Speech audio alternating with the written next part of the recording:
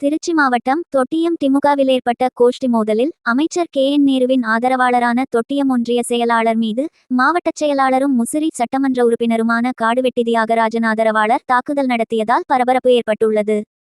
திருச்சி மாவட்டம் தொட்டியம் திமுக மேற்கு பகுதி ஒன்றிய செயலாளராக அமைச்சர் நேருவின் ஆதரவாளரான தங்கவேல் பதவி வகித்து வருகிறார்.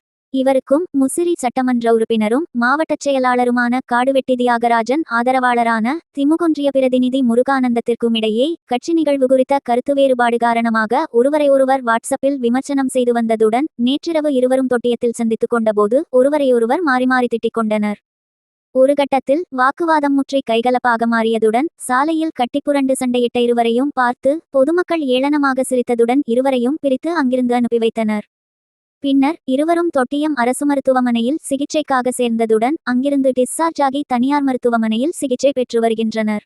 கோஷ்டி மோதலில் ஆளுங்கட்சியைச் சேர்ந்த நிர்வாகிகள் கைகலப்பில் ஈடுபட்ட சம்பவம் திமுகவினர் மத்தியில் பெரும் பரபரப்பை ஏற்படுத்தியுள்ளது.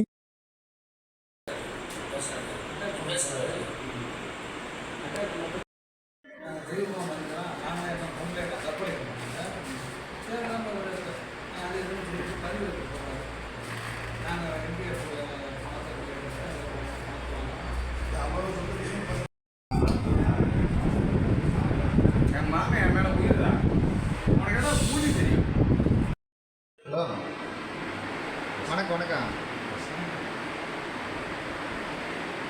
யார் அவனுக்கா?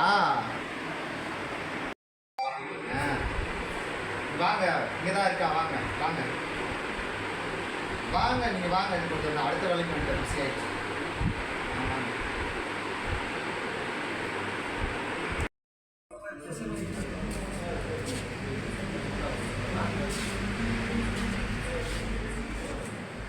வாங்க.